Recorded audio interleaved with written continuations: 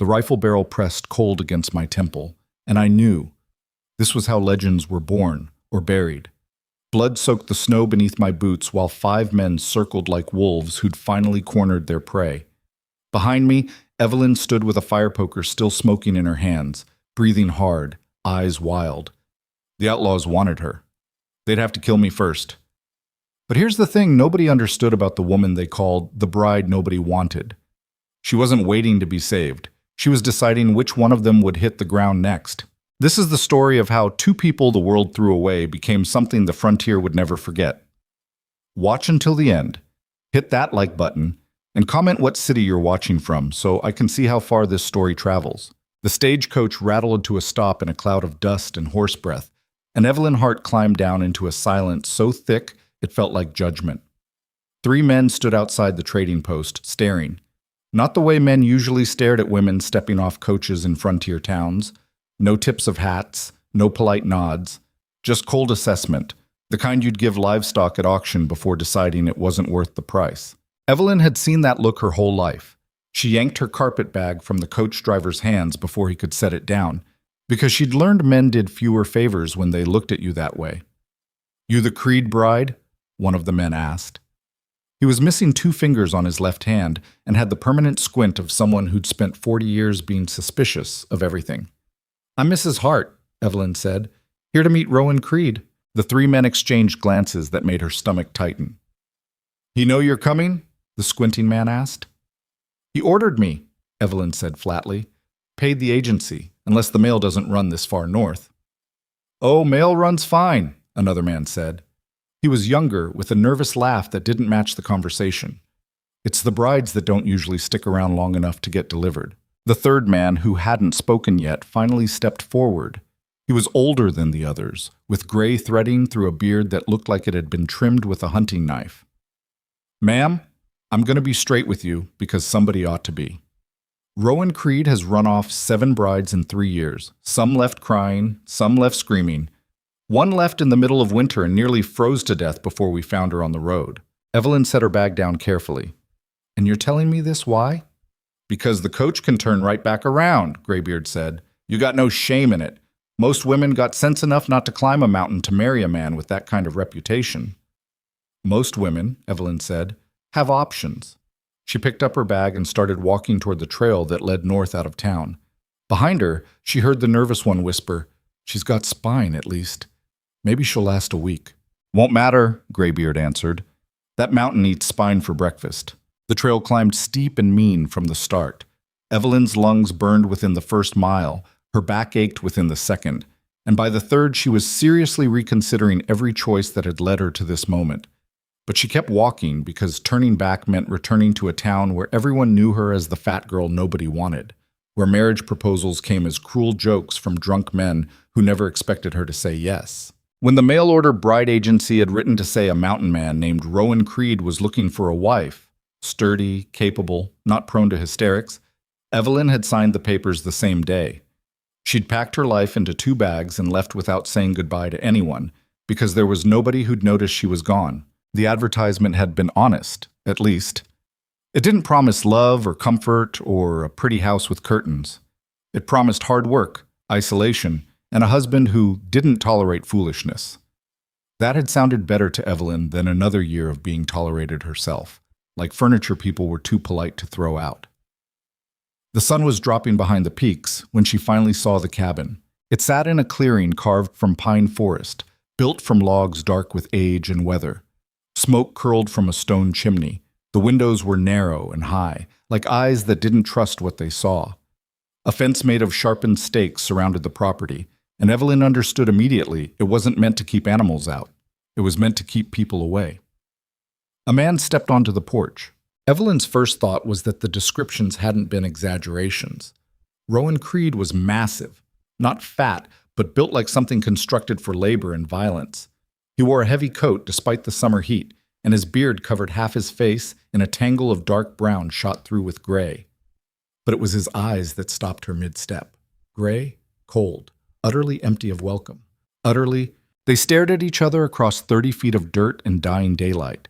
Evelyn felt the assessment happening again, the same weighing and dismissing she'd felt in town. She waited for him to speak first, to tell her she'd wasted a journey, to offer her the barn for the night before sending her back down the mountain in the morning. Instead, Rowan Creed turned and walked back into the cabin without a word. The door stayed open. Evelyn stood there, bag in hand, trying to parse what had just happened. Was that an invitation, a dismissal, some kind of test? She climbed the porch steps. They creaked under her weight, loud in the settling dark. The doorframe was built high and wide. Like everything else about this place had been constructed for someone larger than ordinary men.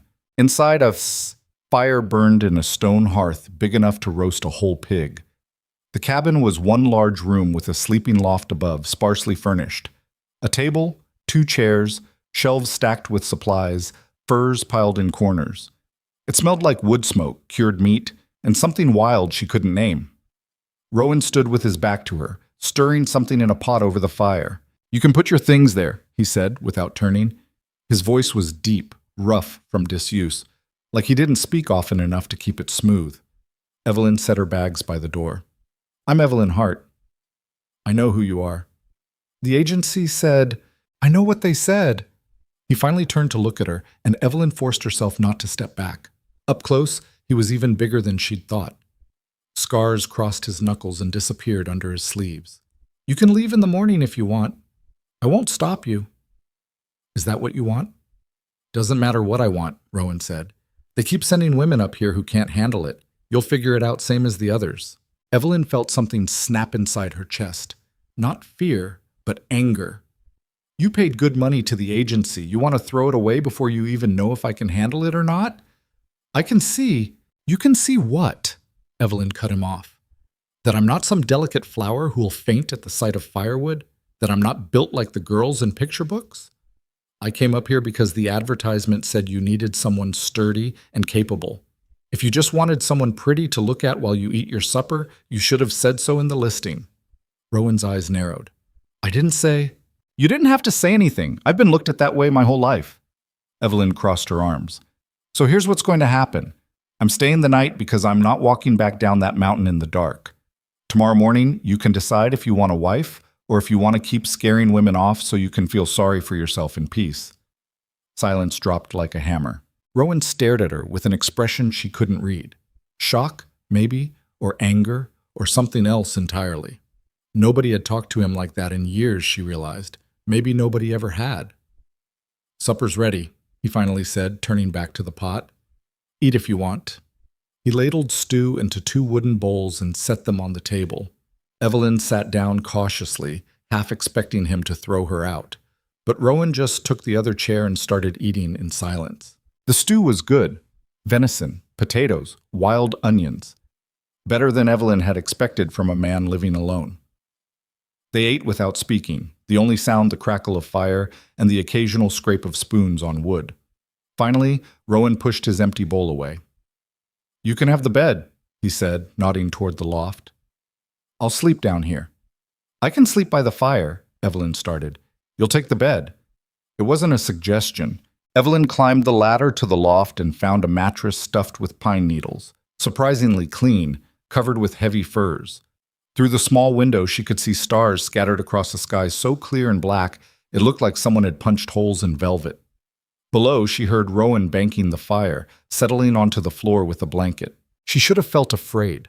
Alone in the wilderness with a man everyone called dangerous, a man who'd driven away 7 women before her. But instead, Evelyn felt something stranger, curious, because the man who'd given her his bed and cooked her supper didn't match the monster everyone had described, and the look in his eyes when she'd snapped at him hadn't been anger. It had been surprise, like he'd forgotten people could push back. Morning came cold and bright. Evelyn woke to the smell of coffee and frying meat, momentarily disoriented before remembering where she was.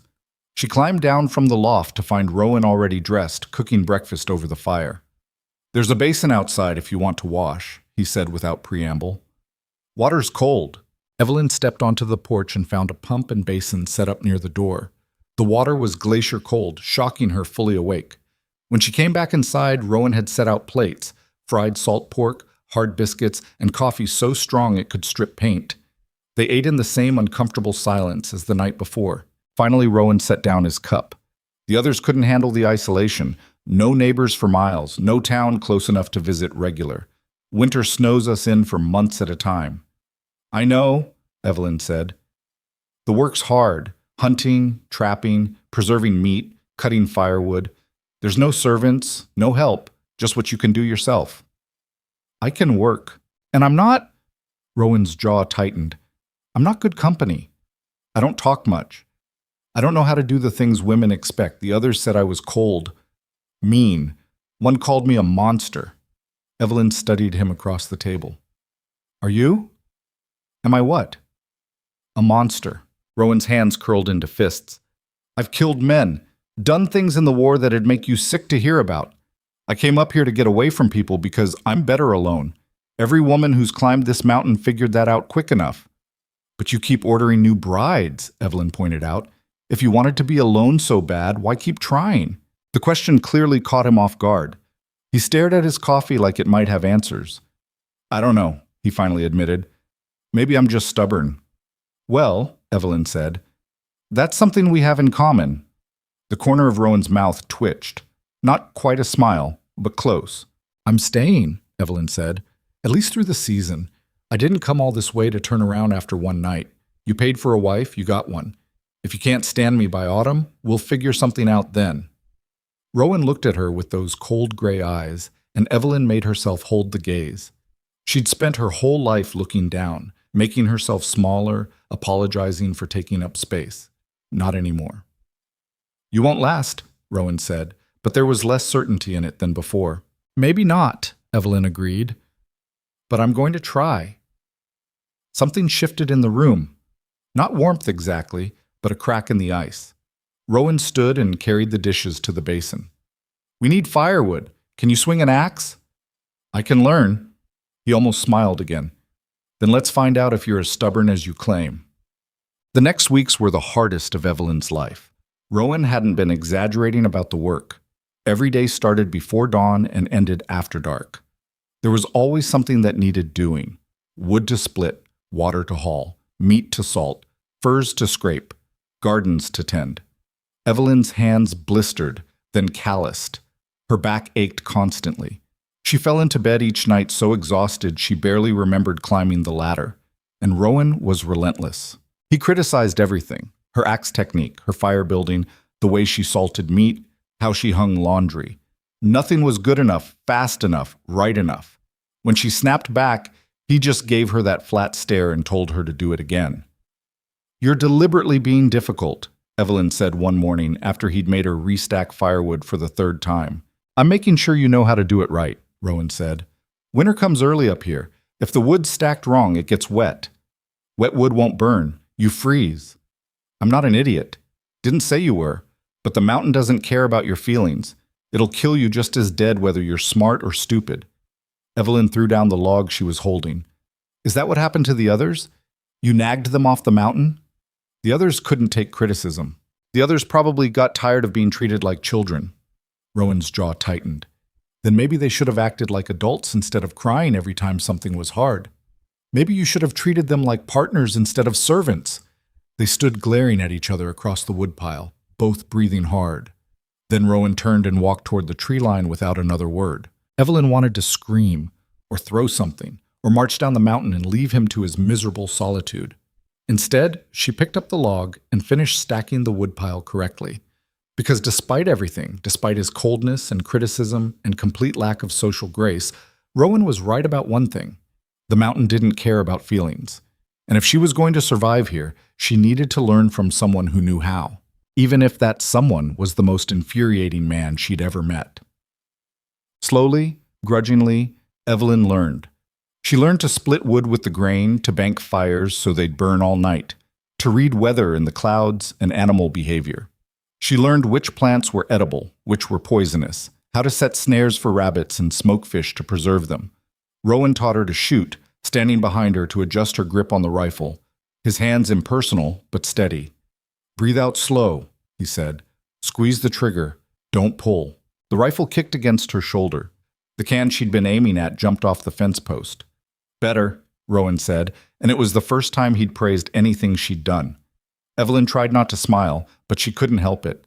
and slowly, almost imperceptibly, things between them began to shift. Rowan still didn't talk much, but sometimes in the evenings he'd sit by the fire and tell her about the mountain, where the elk gathered in winter, which caves to avoid because bears denned there, the year a spring flood had nearly washed the cabin away. His voice was rough but steady, and Evelyn found herself looking forward to those moments of near conversation. She started cooking meals that were more than just functional, adding wild herbs she'd gathered, making bread instead of just biscuits, roasting meat until it was tender. Rowan never commented, but she noticed he ate everything and sometimes went back for seconds. One evening, Evelyn came down from the loft to find Rowan had fixed the broken rung on the ladder she'd been avoiding. "You didn't have to do that," she said. "Didn't want you breaking your neck," Rowan said gruffly, not looking up from the harness he was mending. "Thank you." He grunted, which Evelyn was learning was his version of "you're welcome." Small things, tiny gestures, but they added up to something that almost felt like companionship. But then came the day Evelyn saw Rowan smile. They'd been checking the trapline, a long hike through dense forest. Evelyn had been chattering about nothing in particular, a habit that drove Rowan crazy, she knew, but the silence got to her sometimes and he never actually told her to shut up. She was mid-sentence when her foot caught on a root and she went sprawling, landing face first in a patch of mud. Evelyn rolled over, spitting dirt, and found Rowan standing over her. For a second she thought he'd just leave her there. Then his shoulders started shaking. He was laughing. Not loud.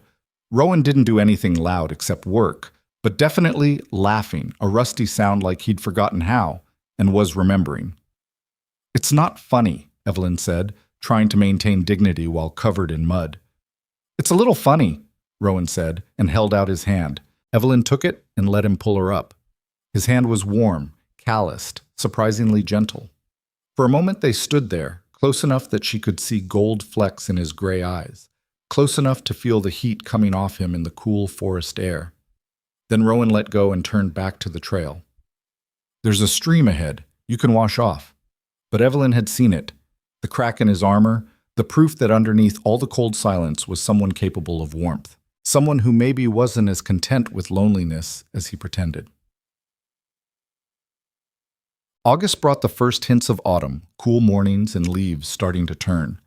They worked harder, preparing for winter, smoking meat, drying berries, reinforcing the cabin's chinking, stacking firewood until Evelyn thought she'd see split logs in her dreams. One afternoon, Rowan came back from hunting with a deer across his shoulders. Evelyn had seen him bring back game before, but this was different.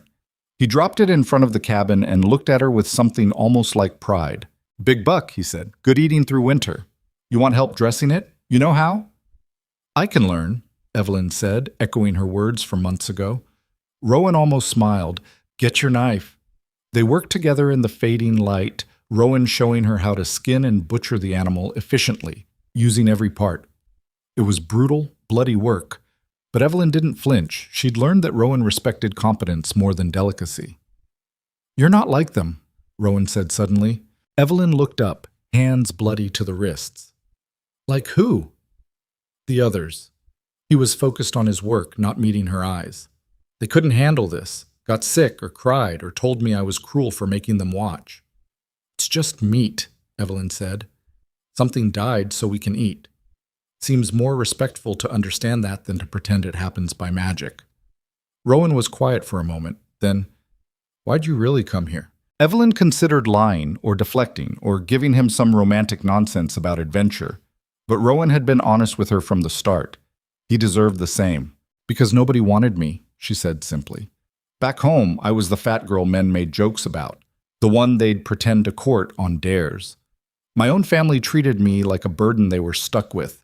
When the agency wrote about a man who needed someone sturdy instead of pretty, someone who could work instead of just looking nice, it felt like maybe there was a place I could actually fit." She wiped her knife on her apron. "I didn't come here for love or romance or any of that. I came here because I was tired of being the person everyone else settled for. At least up here, if I'm settling, it's my choice." Rowan was very still. "That why you stayed? After that first night?" "I stayed because you gave me your bed," Evelyn said. "And because when I yelled at you, you didn't hit me or tell me to know my place. You just let me be angry. Nobody ever let me be angry before. You should be angry more often, Rowan said quietly. It suits you better than smiling when you don't mean it. Evelyn looked at him across the butchered deer, this massive man everyone feared, and felt something warm unfurl in her chest. Why'd you keep ordering brides? She asked. If you wanted to be alone. Rowan was quiet for so long she thought he wouldn't answer. Then, I didn't want to be alone. I just didn't know how to be with someone anymore. After the war, I saw things, did things. When I came back, people looked at me different, like I was dangerous, so I came up here where I couldn't hurt anyone. He paused. But turns out being safe and being alive aren't the same thing. And the brides? Kept thinking maybe if I found the right person, I could remember how to be human again. But I didn't know how to be anything except what I am, and what I am scared all of them. I'm not scared of you, Evelyn said. I know. Rowan finally met her eyes. That's what's different. They finished the butchering in silence, but it felt different now. Less empty, more full of things neither of them quite knew how to say. That night, Evelyn couldn't sleep. She lay in the loft listening to the sounds of the cabin. The fire settling, the wind in the pines, and below, Rowan's steady breathing. She'd come to the mountain expecting hardship, maybe even misery. What she hadn't expected was this strange, complicated man who criticized her work but fixed her ladder, who taught her to survive but gave her his bed, who'd spent years driving people away but kept trying to find someone who'd stay. Evelyn had spent her whole life being unwanted, and here was a man everyone else had rejected too, for completely different reasons. Maybe that's what made sense about this. Two people nobody else wanted, figuring out if they could want each other. She didn't know yet if that was love, but it was starting to feel like something close, something worth staying for. September arrived with the first real cold. Rowan became focused, almost obsessive, about winter preparations. They worked dawn to dusk, harvesting the garden, checking and rechecking supplies, weatherproofing the cabin. You've got enough food here for 10 people, Evelyn said, looking at the stores they'd accumulated. Winter up here isn't like down in the valleys, Rowan said. Snow can trap you for months. If we run short, there's no just going to town for more. You starve, or you freeze trying to hunt in a blizzard. Has that happened? Once. Rowan's face went hard. Long time ago. Nearly didn't make it through. I don't take chances with winter anymore. Evelyn understood then. Rowan wasn't being paranoid. He was being a survivor, and everything he'd taught her, all the criticism and relentless standards, had been about making sure she could survive too. We should bring more wood inside, she said. Stack it along that wall. Rowan looked at her, and something in his expression softened. Good thinking. They worked together until dark, moving firewood inside, organizing supplies, making the cabin ready for siege. When they finally stopped, both exhausted, Evelyn realized something had shifted. She'd stopped thinking of it as Rowan's cabin. It was theirs. The first snow came in late September, just a dusting that melted by noon, but Rowan watched it with grim satisfaction. It's starting, he said. Real snow will be here within the month. How long does winter last? Till April, usually, sometimes May. He glanced at her. You'll be stuck here with me for half a year. No leaving, no visitors, just us and the mountain. Last chance to change your mind. Evelyn looked at the cabin, the mountains rising stark against gray sky, the forest already turning gold and red around them. She thought about what waited for her if she left. The same small town, the same cruel jokes, the same life of being tolerated but never wanted. I'm staying, she said. Rowan nodded slowly. Then we better teach you to snowshoe. October brought the first serious storm. Snow fell for 3 days straight, piling up faster than Evelyn had thought possible. The world beyond the cabin windows turned white and silent, beautiful and terrifying. Rowan had been right about everything. The firewood they'd stacked inside meant they didn't have to struggle through drifts. The meat they'd preserved kept them fed. The supplies they'd hoarded meant they had everything they needed without leaving the cabin. But the isolation was crushing. Evelyn had thought she understood what alone meant. But being trapped in a small cabin with only one other person, with no prospect of seeing another human face for months, was different than anything she'd experienced. Rowan handled it better. He seemed almost comfortable with the silence, spending hours by the fire mending equipment or carving tools from wood. But Evelyn needed noise, conversation, some proof that the world outside still existed. She started talking just to fill the silence, about her childhood, her family, the town she'd left behind. Rowan rarely responded, but he listened, and that was enough. Until one night when she ran out of things to say and the silence came crashing back. "Tell me about the war," Evelyn said. Rowan's hand stopped moving. "No." "Why not?" "Because those aren't stories you want to hear." "Maybe I do." "You don't." Rowan's voice was flat, final. "Trust me." Evelyn let it drop, but she noticed how Rowan's hand shook sometimes when he thought she wasn't looking. How he woke in the night, breathing hard, staring at shadows. How he never slept deeply, always on edge, even here, where nothing could reach them. Whatever had happened in the war, it still had hooks in him. The days blurred together. More snow fell. The cold became a physical presence, something you wore like an extra layer of skin. Evelyn learned to judge temperature by how fast water froze, how far breath fogged, how quickly exposed skin went numb. She learned other things too. That Rowan carved small animals from wood when he couldn't sleep and left them on the table for her to find. That he hoarded coffee like treasure and always gave her the bigger portion. That he checked the door locks 3 times every night, a ritual he couldn't break. And she learned that living in close quarters with someone stripped away all pretense. You couldn't hide who you were when you shared a single room through endless winter. Rowan saw her at her worst, frustrated, exhausted, sometimes crying from the sheer overwhelming isolation. And she saw him the same way, grim, haunted, fighting battles in his sleep. But they kept showing up for each other, making coffee in the morning, sharing meals, sitting by the fire when the silence got too heavy. It wasn't romance. It wasn't even friendship yet. It was survival, together. And somehow that felt more real than anything Evelyn had ever known. November brought the great blizzard. It started as ordinary snow, the kind they'd weathered a dozen times already. Then the wind picked up, howling around the cabin like something alive and angry. Snow didn't fall so much as a tack, driven horizontal by winds strong enough to shake the walls. Rowan started rationing food immediately. "It's bad," he said, staring out the window at a world erased by white. "Could last a week." It lasted 4 days. 4 days of wind that never stopped screaming. 4 days of snow piling up until it reached the windows. 4 days of cold so intense the inside walls frosted over, despite the fire burning constantly. They burned through wood faster than expected. Food supplies dropped dangerously low. On the 3rd day, Evelyn realized Rowan was eating less than half portions. "You need to eat," she said. "I'm fine." "You're giving me your food.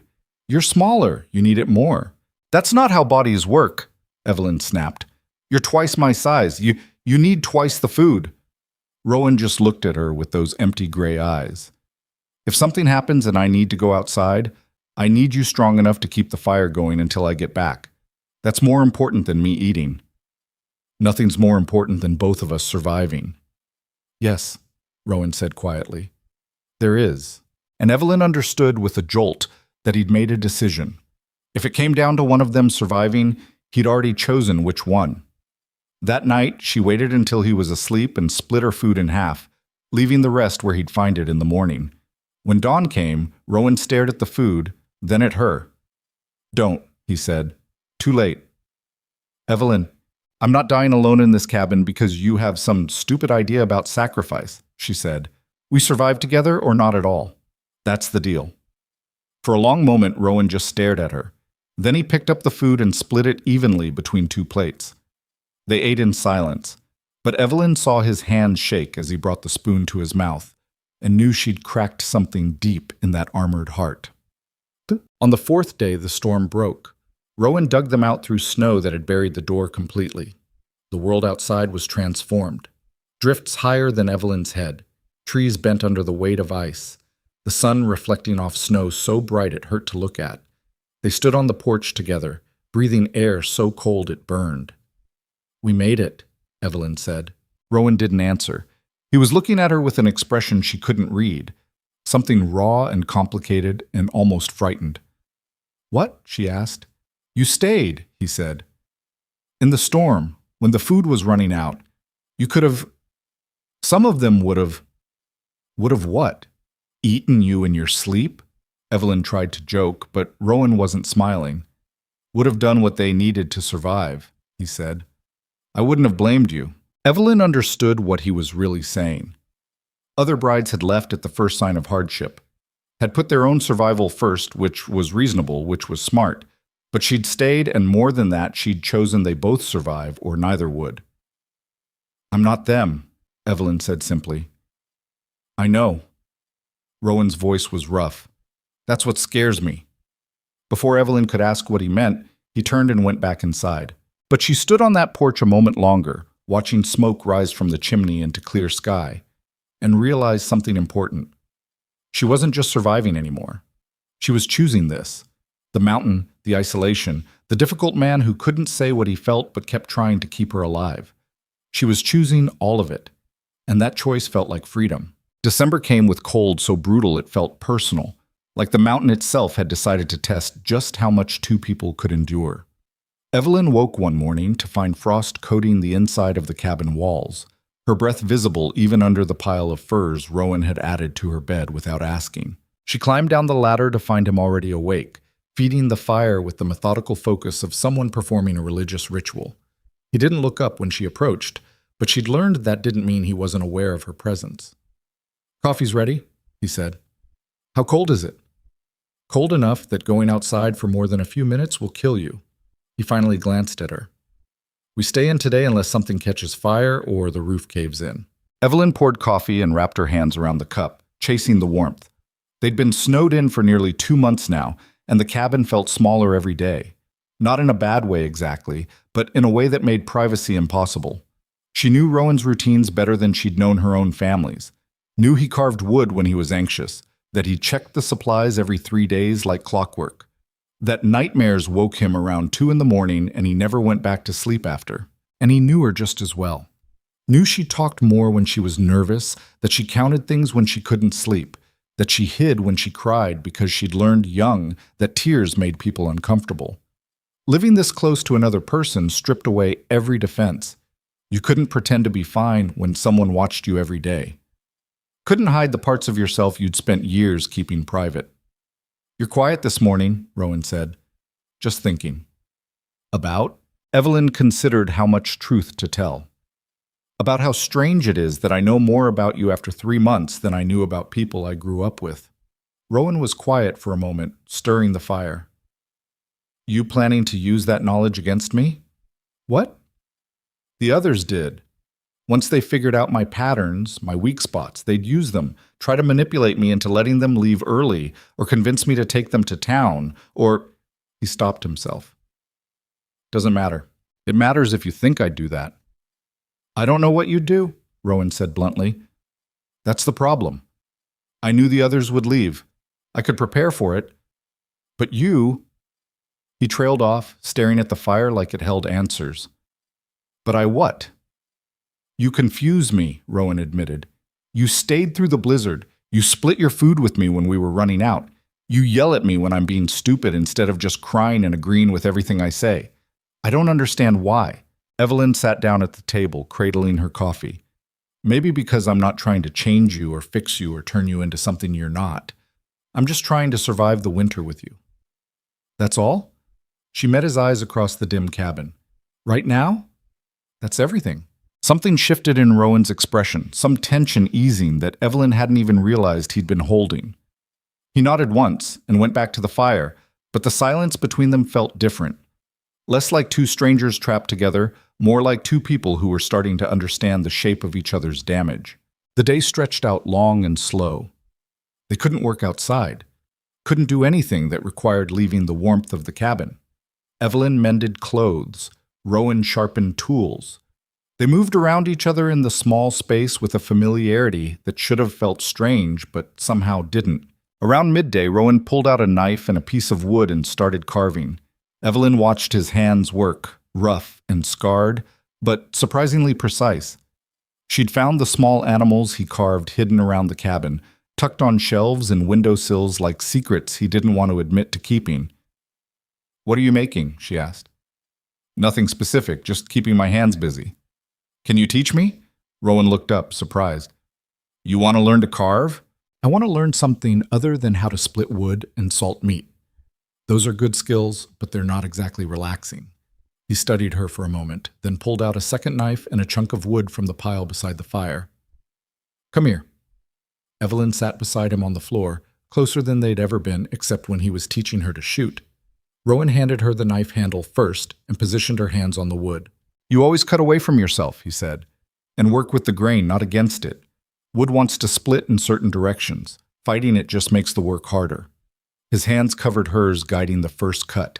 Evelyn was acutely aware of his warmth, the steadiness of his grip, the way his breath stirred her hair.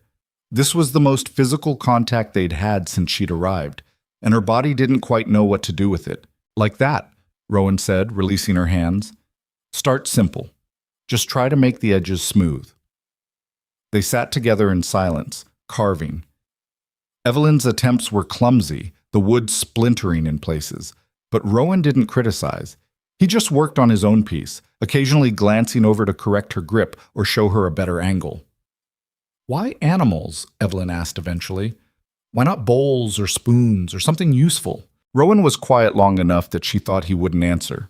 Then, in the war, everything had to be useful. Everything had a purpose, a function. You ate to stay strong enough to fight. You slept to stay alert enough to not get killed. There was no room for anything that was just there. He turned the piece he was working on, revealing the shape of a fox emerging from the wood. When I came back, I couldn't stop thinking that way. Everything had to serve a purpose. But the animals, he shrugged, uncomfortable. They don't have to do anything. They just exist. Reminds me that not everything needs a reason. Evelyn looked at the rough lump of wood in her own hands, at Rowan's scarred fingers coaxing beauty from timber, and felt something crack open in her chest. I'm glad you kept trying, she said quietly. With the brides, I mean. I'm glad you didn't give up. Rowan's hand stilled. Why? Because otherwise I wouldn't be here. And I think I needed to be here, even if I didn't know it when I came. He looked at her then, really looked, and Evelyn made herself hold that gray gaze even though everything in her wanted to look away. She'd spent her whole life being invisible, being overlooked. Being seen felt dangerous and necessary all at once. I'm glad you came, Rowan said, so quietly she almost missed it. Then he went back to carving, and Evelyn did too, but something had shifted between them. Some wall had developed a crack just wide enough to let light through. That night, Evelyn lay in the loft listening to the wind scream outside and thought about all the versions of herself she'd been. The girl who'd learned to make herself small. The woman who'd taken jokes and cruelty and swallowed them down like medicine. The bride who'd climbed a mountain expecting nothing except to be useful. And now this. A woman sitting on a cabin floor learning to carve useless, beautiful things with a man everyone said was a monster. She didn't know which version was real. Maybe they all were. Maybe people were just collections of all the things they'd survived, all the choices they'd made when there were no good options. Below, she heard Rowan wake from whatever nightmare had him in its grip. Heard him get up, bank the fire, settle back down with the creaking of floorboards. Evelyn closed her eyes and let the sound of another person breathing anchor her to this moment, this mountain, this strange new life she was carving out one day at a time. The next morning brought a brief break in the weather. The wind died down enough that Rowan deemed it safe to go outside and check the trap line. Evelyn bundled into every warm thing she owned and followed him into a world transformed by snow and ice. The cold was shocking even through layers of wool and fur. It bit through clothing like teeth, made breathing painful, turned exposed skin numb within seconds. Evelyn understood viscerally why Rowan had been so relentless about winter preparations. This wasn't weather you could afford to be careless about.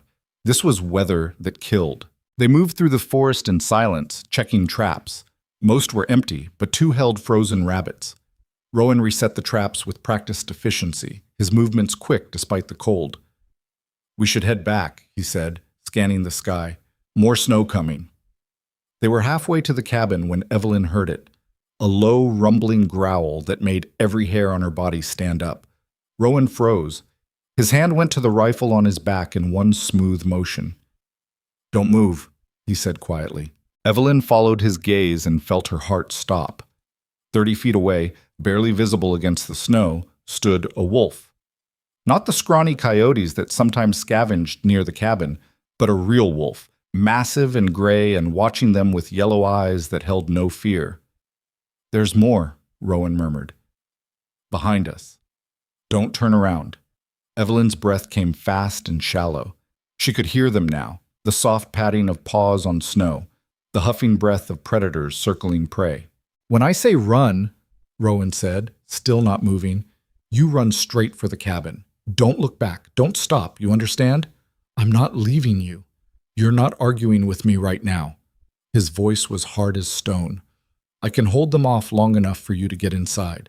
But if you stay, we both die." The wolves were getting closer. Evelyn could see more of them now, shadows materializing from the white forest. 5, maybe 6. "Rowan, run!" He fired into the air, and the world exploded into motion. Evelyn ran, her legs pumping through deep snow, her lungs burning with cold and terror. Behind her she heard more shots, snarling, Rowan's voice raised in a roar meant to scare off animals that might not scare. She hit the cabin door so hard she bounced off, scrabbled for the handle, threw herself inside.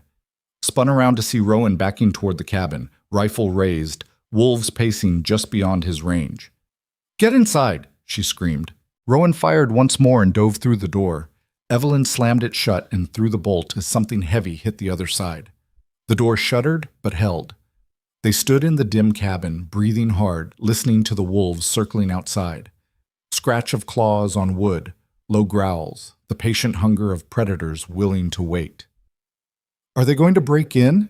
Evelyn's voice shook. "No." Rowan was checking the rifle, reloading. "But they'll wait. Could be hours. Could be days if they're hungry enough." "Days?" "We're fine. We have food, water, warmth. They'll get bored eventually." But Rowan's hands were shaking as he set the rifle down, and Evelyn realized he wasn't as calm as he pretended. He walked to the window and peered out at shapes moving through the trees. "I should have seen them sooner," he said. "Should have smelled them, heard them, something. I got careless. We're both alive. That's what matters." This time, Rowan turned to face her, and his expression was raw. "But what about next time? Or the time after that? Winter up here is full of things that'll kill you if you make one mistake. And I keep—" He stopped, jaw clenching. "Keep what?" "Keep forgetting to be careful," Rowan said quietly. "Because you're here. Because I'm not just watching out for myself anymore. And that's dangerous." Evelyn crossed the cabin to stand in front of him. "You saved my life out there. You held them off so I could get inside. That's not careless. That's the problem," Rowan cut her off. "I shouldn't have had to save you. I should have been paying attention. Should have sensed the danger before we were in the middle of it. But I was—" He stopped again, looking anywhere but at her. "You were what?" "Distracted," he admitted. "By you. By how you looked in the snow. How you laughed when you slipped earlier. How you—" He shook his head violently. "Doesn't matter. Point is, I can't afford to be distracted. Not up here." Evelyn felt something fierce and bright bloom in her chest. "You were watching me?" "Don't," Rowan said roughly. "Don't make this into something it's not." "What is it then?" He looked at her finally, and the naked vulnerability in his eyes made Evelyn's breath catch. "It's me being a fool. Getting attached when I know better. When I've learned the hard way that people leave, and getting attached just makes it hurt worse when they go." "I'm not leaving." "You will," Rowan said with terrible certainty. "When spring comes and the snow melts and you can get back down the mountain, you'll realize what you've been missing. Town, people, a normal life. And you'll go, same as all the others." "The others didn't choose to be here," Evelyn said. "They came because they were desperate or curious or looking for adventure. I came because I had nowhere else I belonged. And I stayed because—" She hesitated, then pushed forward. "Because for the first time in my life, someone needed me. Not to cook or clean or make them look good, but needed me to survive, to make it through the winter, to be here." "That's not enough," Rowan said. "Need isn't enough to build a life on. Maybe not, but it's the start." They stood facing each other in the dim cabin, while outside the wolves prowled and waited. Evelyn could see Rowan wrestling with something, could practically watch him trying to rebuild the walls she'd just cracked wide open. Then he turned away and busied himself with the fire, and Evelyn knew the moment had passed, but she also knew something important had been said. Rowan was attached. Rowan was afraid, and Rowan thought she'd leave when she had the chance. She'd just have to prove him wrong. The wolves stayed for 3 days. 3 days of being trapped inside, of listening to them pace and circle, of catching glimpses of yellow eyes in the dark. Rowan kept the rifle loaded and ready, though he said they wouldn't actually attack the cabin. "They're just opportunistic," he explained. "They smelled us, figured we might be easier prey than hunting in this weather. When they realize we're not, they'll move on." On the third night, Evelyn woke to silence. No padding footsteps, no low growls, just the wind and the familiar creaking of the cabin settling. She climbed down to find Rowan already at the window, rifle in hand. "They're gone," he said. "How do you know?" "I know." He set the rifle down. "We'll wait till morning to be sure, but they're gone." Evelyn should have gone back to bed. Should have taken advantage of the few hours of sleep she could still get. Instead, she sat down by the fire across from where Rowan had settled. "You should sleep," he said. "So should you." "I don't sleep much." "I've noticed." Evelyn pulled a blanket around her shoulders. "The nightmares. Are they always the same?" Rowan's jaw tightened. "That's not something I talk about." "Why not?" "Because talking doesn't fix what's broken." "Maybe not, but keeping it locked up doesn't seem to be helping either." Rowan stared at the fire for a long time. Evelyn waited, not pushing, just present. She'd learned that Rowan needed time to decide whether to open doors he usually kept bolted shut. Finally he spoke. "I dream about the war, about things I did, things I saw, men I killed, men I couldn't save. Sometimes I dream I'm still there, and everything since then, the mountain, this cabin, you, that it's all just something I imagined while I was dying on a battlefield somewhere." His voice was flat, emotionless, which somehow made it worse. "When I wake up and realize I'm here, that I survived when better men didn't, it feels wrong, like I'm taking up space that should belong to someone else." "That's why you came to the mountain," Evelyn said quietly. "You were punishing yourself." "I was protecting people from me." Rowan finally looked at her. "You don't understand what war does, how it changes you." "I came back wrong, Evelyn, broken in ways that don't heal. The man I was before died over there. What came back was just pieces." "Everyone's just pieces," Evelyn said. "Nobody makes it through life intact." "That's different." "Is it? You think I'm not broken too? You think getting mocked and rejected and treated like garbage for 25 years doesn't leave scars? That's not the same as killing people." "No," Evelyn agreed. "But pain is still pain. Damage is still damage. And you're not the only person in this cabin who came to the mountain because they couldn't figure out how to live anywhere else." Rowan was quiet, turning that over. "The others never wanted to hear about it. The war, I mean. They'd change the subject or tell me to focus on happier things. I'm not them." "No," Rowan said softly. "You're not." They sat together in the firelight, two damaged people who'd found each other in the middle of nowhere.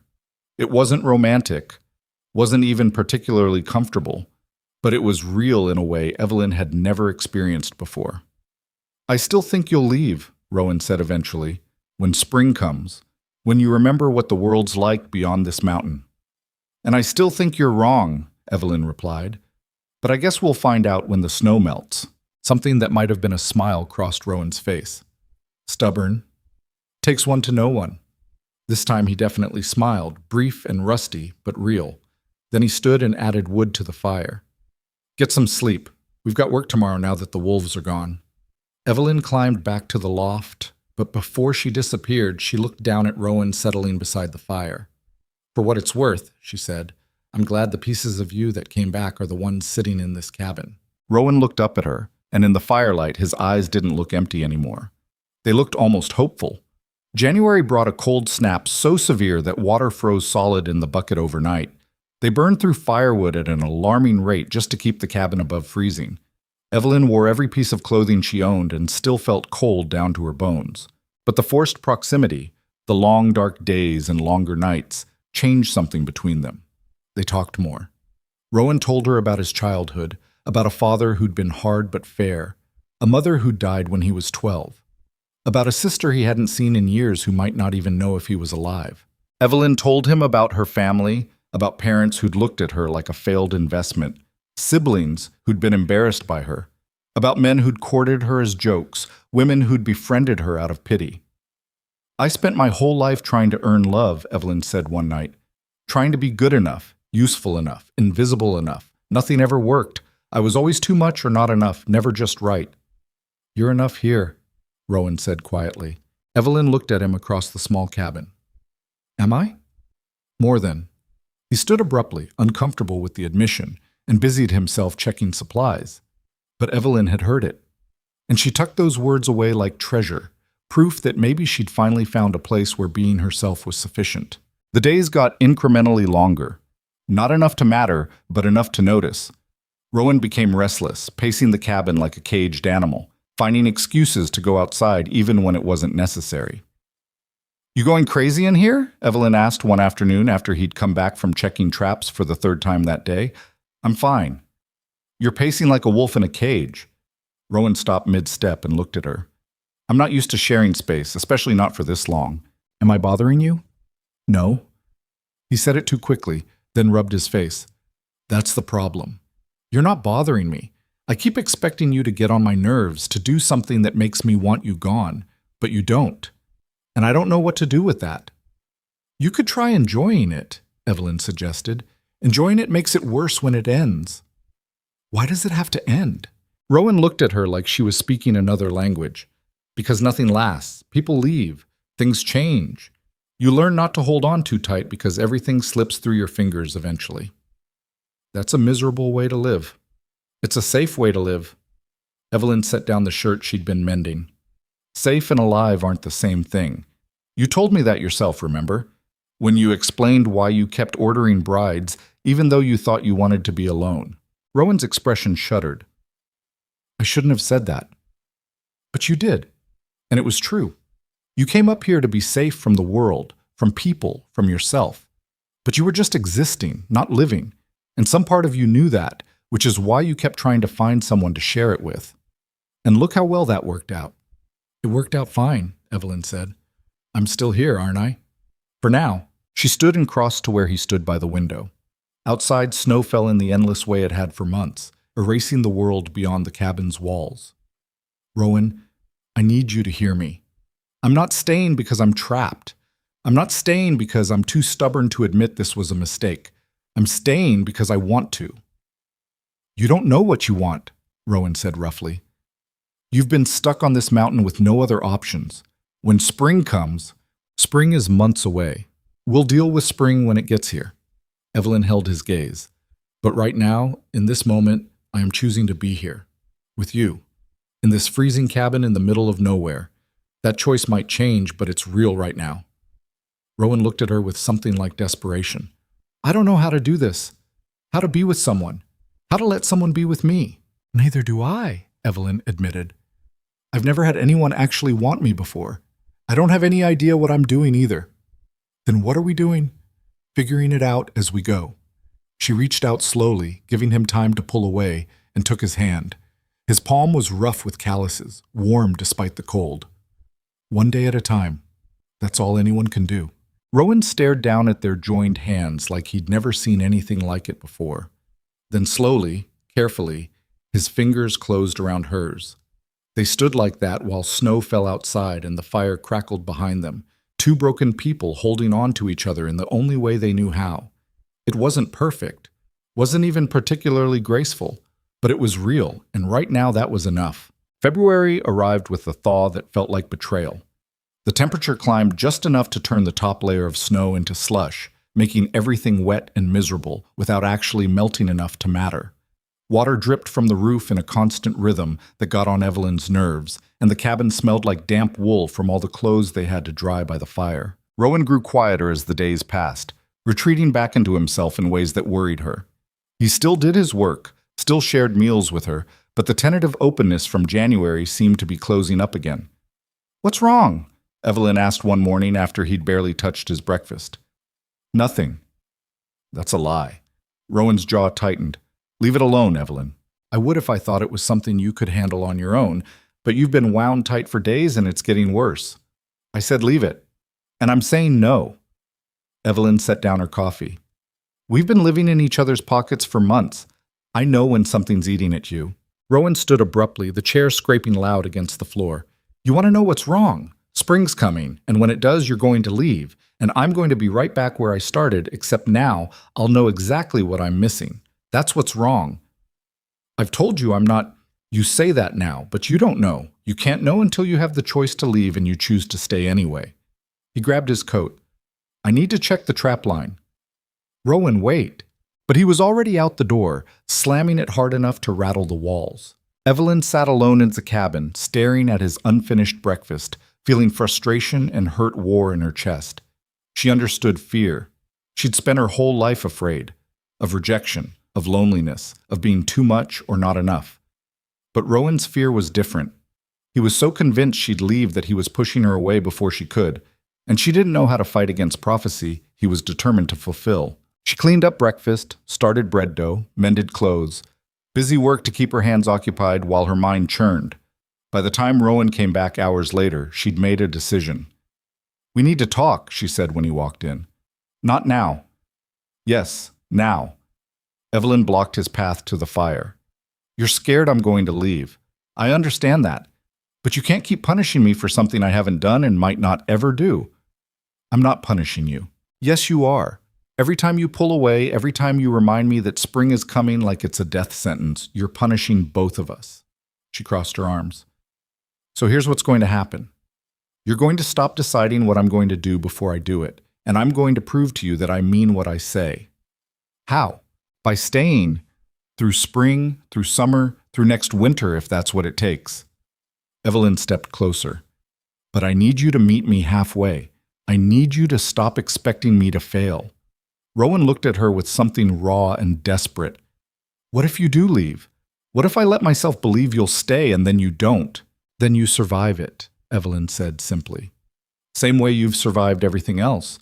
But at least you'll have tried. At least you'll know it was possible, even if it didn't last. That's not comfort. No, it's not. But it's better than giving up before we even start. They stood facing each other in the small cabin, and Evelyn could see Rowan wrestling with himself, saw the moment he wanted to give in and the moment fear clawed him back. I don't know if I can do this, he said quietly. Try, Evelyn said. That's all I'm asking. Just try.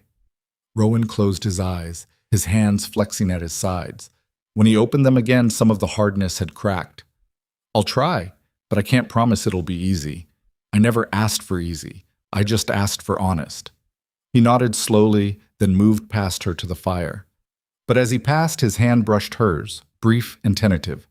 It wasn't much, but Evelyn understood what it meant. He was trying. The false thaw ended and the cold came back with a vengeance. But something between them had shifted. Rowan still had his dark moods, still woke from nightmares he wouldn't talk about, but he stopped pulling away quite so hard. And Evelyn learned to give him space when he needed it, while making it clear she wasn't going anywhere. They fell into new rhythms. Rowan taught her to read animal tracks in the snow, to tell the difference between deer and elk, predator and prey. Evelyn taught him that conversation didn't have to be profound to matter, that sometimes talking about nothing was its own kind of comfort. One afternoon, while they were processing firewood, Rowan said, "Tell me about something you miss." Evelyn looked up, surprised. He rarely asked questions about her old life. From town. Yeah, there's got to be something. She thought about it while splitting a log. Fresh bread from the bakery. Mrs. Chen made these rolls every morning that were still warm when you bought them. They'd melt butter just from being hot. She smiled at the memory. I used to save up to buy one on Sundays. Felt like luxury. That's all? Bread? I didn't have much worth missing. Evelyn set up another log. What about you? What do you miss from before? Rowan was quiet for so long she thought he wouldn't answer. Then, music.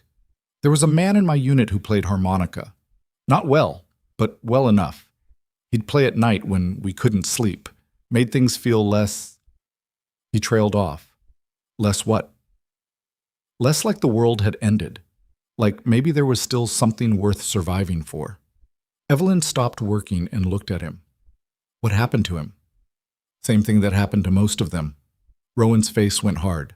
Gone. She wanted to press, to ask more, but she recognized the walls going up and knew better than to push. Instead, she went back to splitting wood, and after a moment so did Rowan. But later that evening, while she was cooking supper, she heard something that made her freeze. A low humming, rough and unpracticed, but definitely music. She turned to see Rowan by the fire, whittling, humming some tune under his breath like he didn't even realize he was doing it. Evelyn didn't say anything, didn't want to spook him into stopping. She just listened to that rough melody fill the cabin and felt something warm settle in her chest. He was letting her in, slow and careful and probably terrified, but he was trying. March came in like a predator, all teeth and claws. The temperature plummeted again, and another blizzard trapped them inside for days. But this time felt different. They'd survived enough of winter together that the forced proximity didn't chafe anymore. They knew each other's patterns, knew when to talk and when to sit in comfortable silence. One night during the storm, Evelyn woke to find the cabin dark and cold. The fire had gone out, which never happened because Rowan was obsessive about keeping it fed. She climbed down from the loft and found him sitting on the floor with his back against the wall, staring at nothing. "Rowan?" He didn't respond, didn't even seem to hear her. Evelyn's heart kicked up. She'd seen him have nightmares before, had watched him wake up gasping and disoriented. But this was different. This was him awake, but somewhere else entirely. She approached slowly, like she would a spooked animal. "Rowan, can you hear me?" Nothing. His eyes were open but vacant, his breathing shallow and rapid. Evelyn knelt in front of him, not touching, just present. "You're in the cabin. You're safe. It's March 1875, and you're on the mountain with me. Evelyn, your wife." The word felt strange in her mouth. They'd never actually talked about whether their arrangement made her his wife in anything but name, but right now she needed to anchor him to reality, and that word felt true enough. "There's no war here," she continued, keeping her voice low and steady. "No battles, no guns, just snow and wind, and a cabin that needs its fire fed before we both freeze." Slowly, gradually, Rowan's eyes focused. He looked at her like he was seeing her for the first time, confused and vulnerable in ways she'd never seen him. "Evelyn? I'm here." "The fire." He started to get up, panicked. "I'll get it. You sit."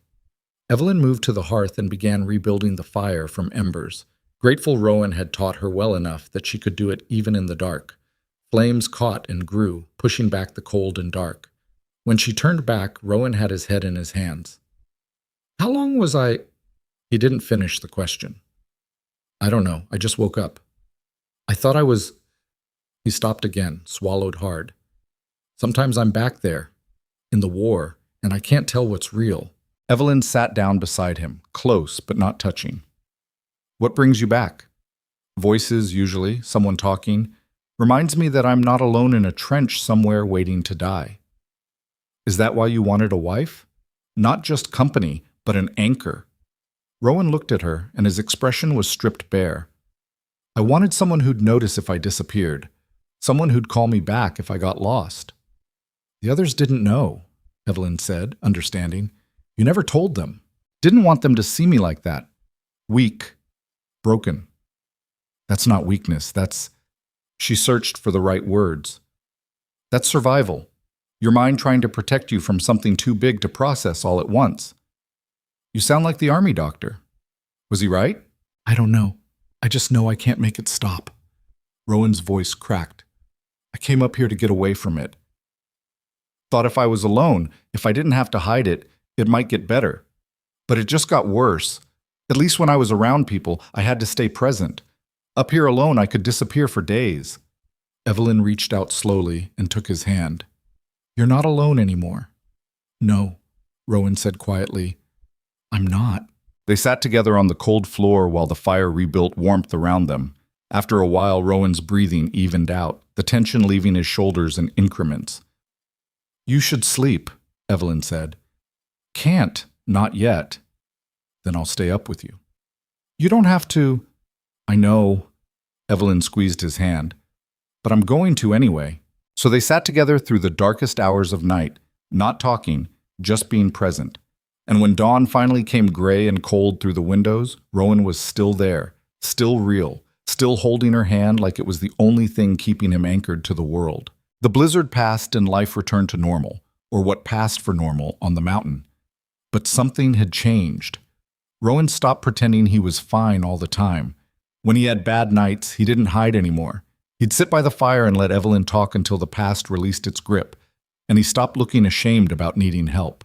And Evelyn learned that being needed was different than being used.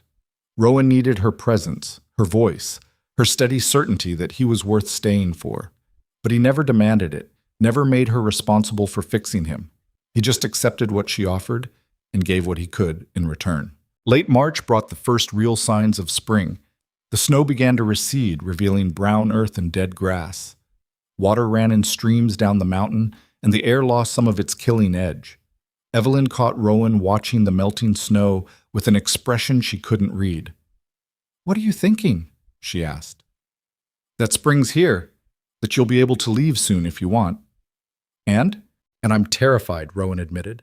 "I told myself I'd be ready, that I'd let you go without making it harder than it needs to be. But I don't want you to go, Evelyn. I know that's selfish. I know you deserve better than a broken man on a mountain, but I don't want you to go." Evelyn crossed to where he stood and took both his hands. "Then it's a good thing I'm not planning on leaving."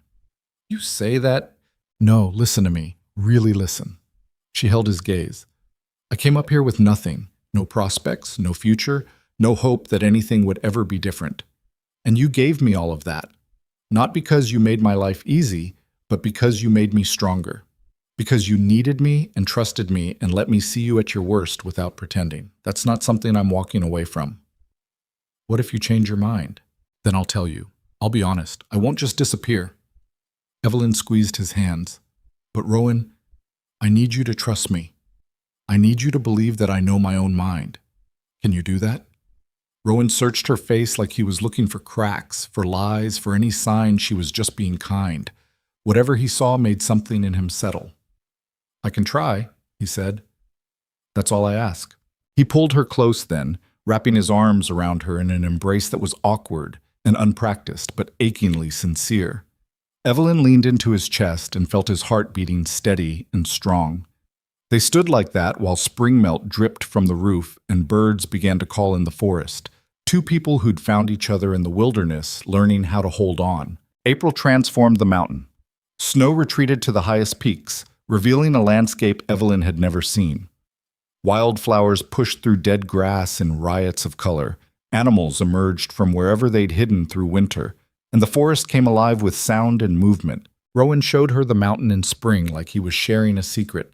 They hiked to a waterfall swollen with snowmelt, to meadows already greening, to overlooks where you could see for miles. The world felt huge and alive and full of possibilities. "It's beautiful," Evelyn said, standing on a ridge looking out over valleys still patched with snow. "You should see it in summer," Rowan said, "when everything's green and the elk come down from the high country." "I will see it." Evelyn looked at him. "I'll be here." Something in Rowan's face shifted, like he was finally starting to believe her. He took her hand and they stood together on that ridge, and Evelyn felt something settle in her chest that might have been peace. They were heading back to the cabin when Rowan suddenly stopped, his whole body going tense. "What?" Evelyn whispered. "Evelyn, someone's been here." He pointed to tracks in the mud. Boot prints, fresh, leading toward the cabin. 3, maybe 4 men. Evelyn's stomach dropped. "Who would come up here?" "No one good." Rowan's hand went to his rifle. "Stay behind me." They approached the cabin carefully. The door was still shut. Nothing looked disturbed, but Rowan didn't relax. He circled the building once, checking for signs of entry, then slowly opened the door. The cabin was empty, but wrong. Small things moved, shifted. Someone had been inside looking through their belongings. "What did they take?" Evelyn asked. Rowan checked supplies methodically. "Nothing. They were scouting, seeing what we have." "Why?" "Because men don't climb mountains in early spring just to look around." Rowan's jaw was tight. "They're planning something." "Should we go to town? Tell someone?" "Who? The sheriff's 3 days' ride from here. By the time we got there and back, they could have come and gone." Rowan started checking weapons, loading rifles, counting ammunition. "We stay here. We prepare. And if they come back, we're ready." Evelyn felt fear curl in her stomach, but she pushed it down and started helping. She'd survived winter on this mountain. She could survive whatever came next. That night, they didn't sleep. They took turns watching, listening for footsteps, for voices, for any sign the men had returned. Evelyn sat by the window with a rifle across her lap, trying not to think about what kind of men climbed mountains to rob isolated cabins. "You know how to use that?" Rowan asked, nodding at the rifle. "You taught me." "I taught you to hunt. That's different than pointing it at a man. If someone comes through that door meaning to hurt us, I'll figure it out." Rowan studied her in the dim firelight. "You've changed since you came here." "So have you." "Yeah," he said softly. "I have." Dawn came without incident, but Rowan didn't relax. He spent the day preparing, barricading windows, setting up defensive positions, making sure they had water and supplies inside in case they got trapped. "You really think they'll come back?" Evelyn asked. "Men like that always come back. They found an isolated cabin with supplies and probably saw you when they were scouting. That's 3 reasons to return." His expression went hard. "We're not running. This is our home. They want to take it. They'll have to go through me." "Through us," Evelyn corrected. Rowan looked like he wanted to argue, but he must have seen something in her face that stopped him. "Through us," he agreed. The attack came 2 days later, just before dawn when the world was gray and uncertain. Evelyn heard them before she saw them. Boots on the porch, low voices, the scrape of metal on wood as someone tried the door. Rowan was already moving, rifle in hand, positioning himself by the window. "How many?" Evelyn whispered. 5? Maybe 6. His voice was cold, flat, nothing like the man she knew. This was whoever he'd been in the war, and Evelyn understood why people had feared him. A voice called from outside. "We know you're in there, just want to talk." "Then talk from where you are," Rowan called back. Laughter. "That's not friendly. We came all this way. Least you could do is offer us breakfast." "You've got 5 seconds to leave my property." "Or what? You gonna shoot all of us? There's more of us than you got bullets, old man." "Try me," Rowan said, and there was such deadly certainty in his voice that even Evelyn felt a chill. Silence outside, then, "We just want the woman. Hand her over. We'll leave peaceful." Evelyn's blood went cold. Rowan's hands tightened on the rifle until his knuckles went white. "No," he said simply. "Be reasonable. Winter's over. You probably want to get rid of her anyway. We'll take her off your hands. You can go back to your solitude." I said no. "She don't look like much, but we've been out here a long time. We're not picky." More laughter. "Come on out, sweetheart. Make this easy on everyone." Rowan cocked the rifle, the sound loud in the quiet cabin. "Last chance. Leave now, or I start shooting." The answer came in the form of a rifle shot that shattered the window above Evelyn's head. She dove for cover as glass rained down, her heart hammering so hard she could barely hear Rowan returning fire. The cabin exploded into chaos. Gunshots, shouting, the smell of powder and smoke. Evelyn grabbed the rifle she'd been holding and crawled to the other window, trying to see through the gun smoke and panic. A man was circling around the side of the cabin. Without thinking, she aimed and fired. The recoil nearly knocked her over, and she had no idea if she'd hit anything, but the man retreated. "Good," Rowan said, firing out his window. "Keep them pinned." Evelyn reloaded with shaking hands and fired again. And again. She stopped thinking, stopped being afraid, just focused on keeping the men outside from getting closer to the cabin. Rowan fought like something inhuman, his movements precise and brutal. He wasn't trying to scare them off anymore. He was trying to kill them, and he was terrifyingly efficient at it. One of the attackers went down, then another. The others began to panic, their shots going wild. "Fall back," someone yelled. But Rowan didn't let them retreat easily. He fired until the rifle was empty, then grabbed another, his face a mask of cold fury. Finally, blessedly, the shooting stopped. Evelyn could hear men crashing through the brush, running, their voices fading into the forest. The silence after violence was deafening. Rowan stayed at the window, watching, waiting. After what felt like hours but was probably only minutes, he finally lowered the rifle. "They're gone," he said. Evelyn set down her own rifle with hands that wouldn't stop shaking. Her ears rang from the gunfire. Glass crunched under her boots. The cabin smelled like smoke and fear. "Are you hurt?" Rowan was suddenly in front of her, checking her for injuries with hands that were surprisingly gentle despite what they'd just done. "I'm fine. Are you?" "I'm fine." He pulled her close, crushing her against his chest. You did good. You kept fighting. Most people freeze. Evelyn buried her face in his coat and let herself shake. She'd just shot at men. Maybe hit them. Maybe killed them. The reality of it slammed into her, and she had to fight not to be sick. I know, Rowan said quietly, reading her better than she'd thought possible. I know it's awful, but you did what you had to do. You protected yourself. There's no shame in that. Will they come back? No. We bloodied them too bad. They'll find easier targets. He pulled back to look at her. But we need to be careful. Need to keep watch for a while longer. Evelyn nodded, trying to get her breathing under control. She'd come to this mountain expecting hardship and isolation. She hadn't expected violence, hadn't expected to learn what she was capable of when survival was the only option. You fought beside me, Rowan said, and there was something like wonder in his voice. The others would have hidden, would have begged me to give them what they wanted, but you fought. Of course I fought. This is my home too. Something shifted in Rowan's expression, some last wall finally crumbling. Yeah, he said roughly. It is. He kissed her then, hard and desperate, and full of everything they'd been dancing around for months, and Evelyn kissed him back with equal desperation, both of them shaking from adrenaline and fear and relief that they'd survived. When they finally broke apart, both breathing hard, Rowan rested his forehead against hers. Don't leave, he whispered. Please don't leave. I won't, Evelyn promised. I'm staying, Rowan. I'm staying. And for the first time, she saw him actually believe her. They spent the rest of that day cleaning up the damage. Broken glass swept into piles, bullet holes in the walls patched with whatever they could find. Windows boarded over until Rowan could ride to town for replacements. The work was methodical, almost meditative, giving them something to do with their hands while their minds processed what had happened.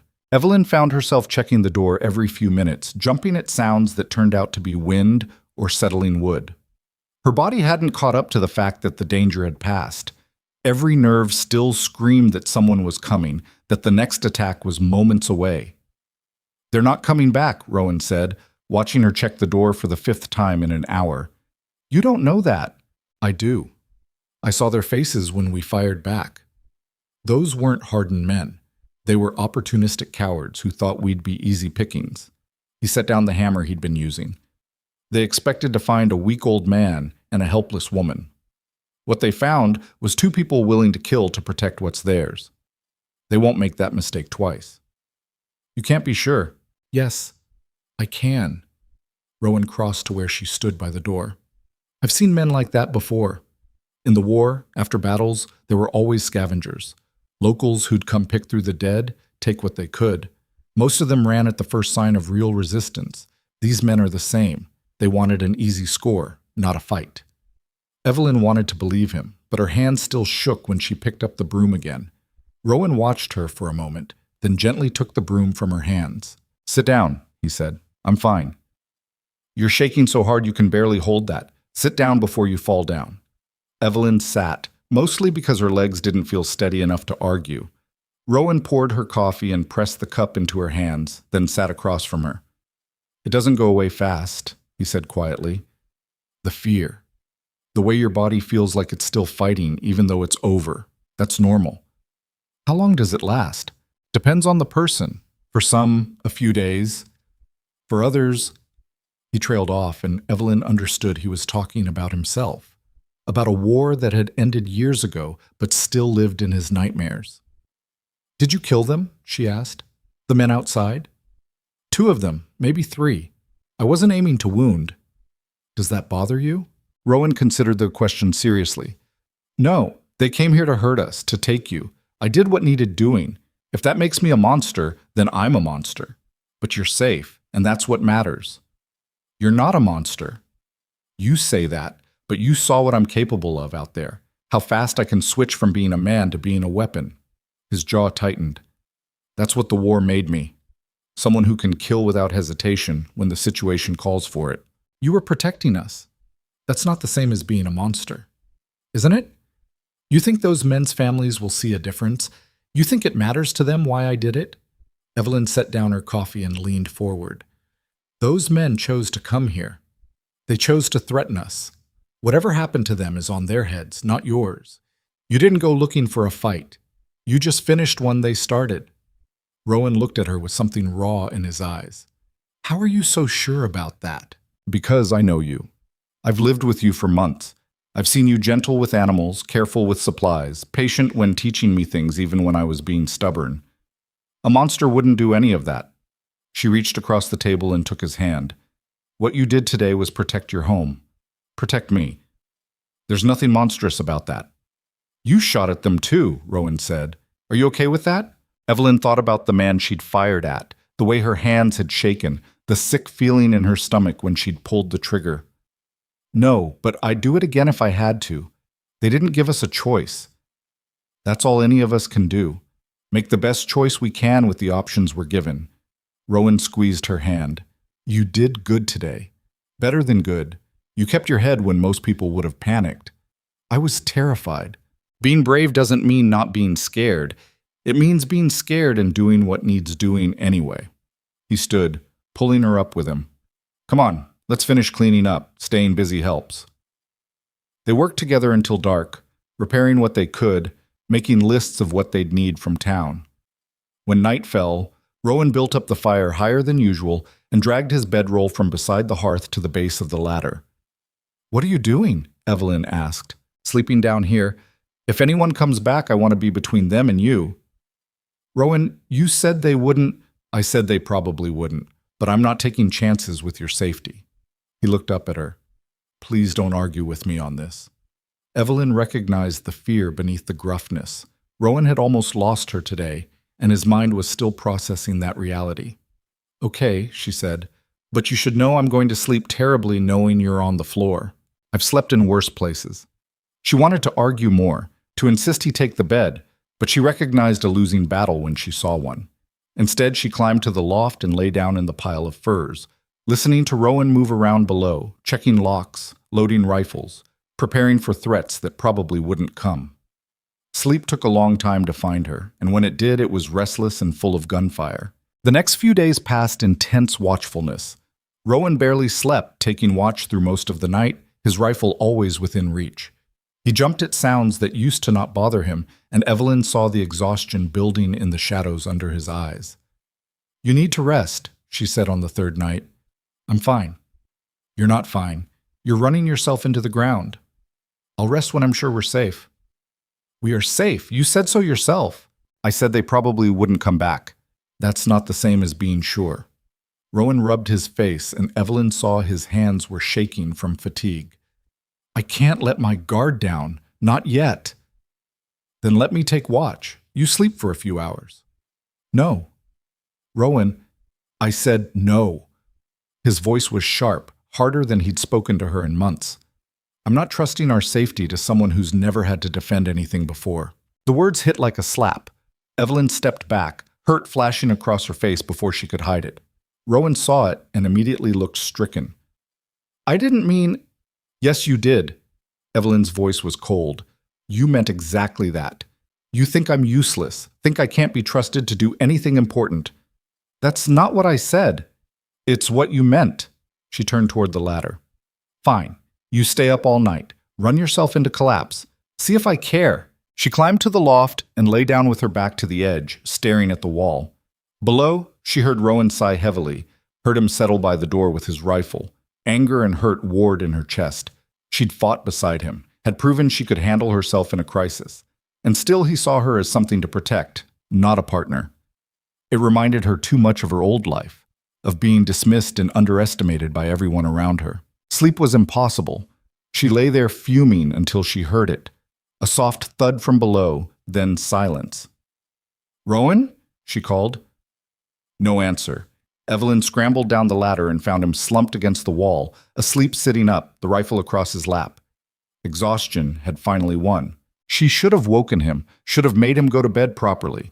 Instead, she carefully took the rifle and set it within reach, but not in his lap where it might fall. Then she wrapped a blanket around his shoulders and took up position by the window. If he was too stubborn to rest, she'd keep watch while he slept. He could be angry about it in the morning. The hours crawled past. Evelyn watched the darkness outside, listening for sounds that didn't belong.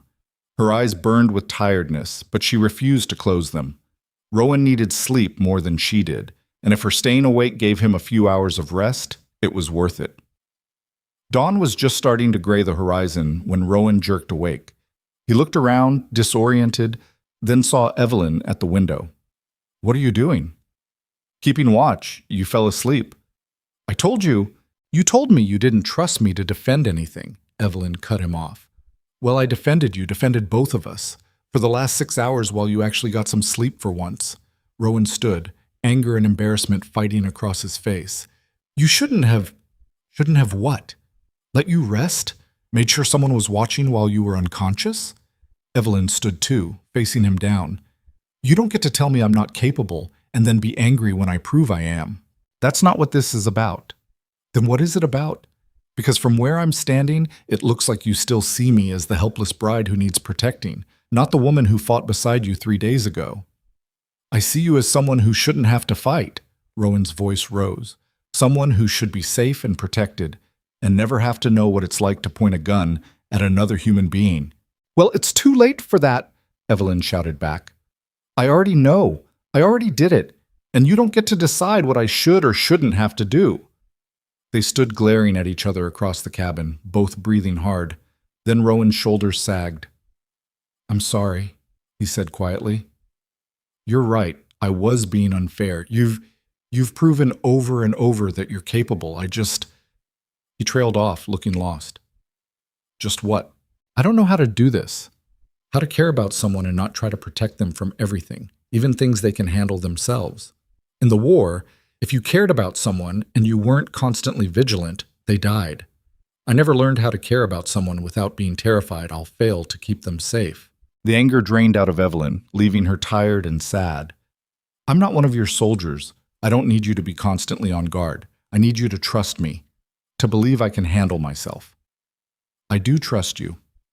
"Then prove it. Let me take watch sometimes. Let me be your partner, not just someone you're protecting." Rowan was quiet for a long moment. Then he nodded slowly. "Okay, but you have to promise me something." "What?" "If something happens, if there's danger, you don't try to be brave. You run. You get yourself to safety and let me handle it." "That's not how partnerships work. That's how this one works," Rowan said firmly. "I can't lose you, Evelyn. I can't. So if it comes down to a choice between your safety and mine, you choose yours. That's the deal." Evelyn wanted to argue, wanted to insist on being equals in all things, but she saw the raw fear in Rowan's eyes and understood this was the best he could offer right now. "Fine," she said, "but the same goes for you. You don't get to throw your life away protecting me." "Can't promise that." "Then I can't promise what you're asking either." They stared at each other, neither willing to give ground. Finally, Rowan laughed, a rough sound with no humor in it. "We're both stubborn as mules." "Yeah," Evelyn agreed. "We are." "How about this? We both try our best to stay alive. We work together. We trust each other's judgment, and we stop arguing about who gets to be the hero." "I can live with that." Rowan crossed the cabin and pulled her into a hug that was more about reassurance than romance. "I'm sorry I doubted you. You kept watch while I slept, and nothing happened. You did good." "Thank you," Evelyn said into his chest. "Now go to bed. You look like death." "So do you. I slept 6 hours. Your turn." He guided her toward the ladder. "I'll make breakfast. You rest." Evelyn was too exhausted to argue. She climbed to the loft and fell into bed, asleep almost before her head hit the furs. When she woke, it was afternoon and the cabin smelled like cooking meat. She climbed down to find Rowan at the hearth, looking more rested than he had in days. "How long was I out?" she asked. 8 hours. I figured you needed it. You should have woken me." "Why?" "Nothing happened. World didn't end just because you took a nap." He dished up stew and handed her a bowl. "Eat. Then we need to talk about supplies." They ate together. The tension from that morning mostly dissolved. After, Rowan pulled out a list he'd been making. "We need glass for the windows, more ammunition. Some of the food stores got damaged in the attack. And I want to reinforce the door, make it harder to break down if anyone else gets ideas." "You want to go to town?" "Have to eventually. Can't fix windows with hope and determination." He looked at her. "Question is whether you come with me or stay here." "I'm coming with you." It's a hard 3-day ride down the mountain, longer now with spring mud. I don't care. I'm not staying here alone. Evelyn set down her bowl. Besides, I've been on this mountain for almost 6 months and never seen the town. I'd like to know what it looks like. Rowan looked like he wanted to argue, but thought better of it. Okay, but we wait another week, make sure those men are really gone before we leave the cabin undefended. That's reasonable. They spent the week preparing for the trip. Rowan showed Evelyn how to pack for travel, how to load saddlebags so they balanced properly, what to bring and what to leave behind. He also taught her to ride better, taking her out on short trips around the mountain until she felt more confident in the saddle. You're a natural, he said after watching her navigate a tricky slope without hesitation. I'm terrified. Can't tell by looking at you. The compliment warmed her more than it probably should have. Rowan didn't give praise easily, which made it mean more when he did. Finally, the day came to leave. They packed the horses, locked up the cabin, and started down the mountain trail just after dawn. The journey was everything Rowan had warned it would be. Long, muddy, exhausting. But it was also beautiful. Spring had transformed the landscape, and Evelyn found herself amazed by how different everything looked compared to her arrival the previous year. It's like a different world, she said, watching a meadow full of wildflowers. It is a different world, Rowan agreed. Mountain has 4 faces: winter, spring, summer, fall. Each one completely different from the others. Which do you like best? Used to be winter, quiet, isolated, nothing to do but survive. He glanced at her, but I'm starting to appreciate spring. They camped that night beside a stream, sharing a bedroll for warmth. Evelyn lay against Rowan's chest, listening to his heartbeat and the sounds of the forest, and felt more content than she'd ever been in her life. You awake? Rowan asked quietly. Yeah. I've been thinking. About us. About what happens next. Evelyn's stomach tightened. What about it? When we get to town, people are going to ask questions. About you, about why you stayed. The previous brides all came back down telling stories about what a monster I am. He was quiet for a moment. I need to know what you're going to tell them. The truth. Which is? That I found a home, and a husband who's difficult and stubborn and terrible at expressing feelings, but who's also loyal and brave and worth the effort. Rowan was very still. You mean that? Yes. Even after everything? The attack, the isolation, the way I've treated you sometimes? Especially after all that. Evelyn rolled over to look at him in the moonlight. You could have sent me away a dozen times. Could have put me on a coach back to town the first week. But you didn't. You taught me, trusted me, let me see who you really are. That's worth more than pretty words or easy comfort. I'm not going to get easier to live with, Rowan warned. I've got too much damage, too many scars. There'll be hard days ahead. I know, but there'll be good days too, and we'll face all of them together.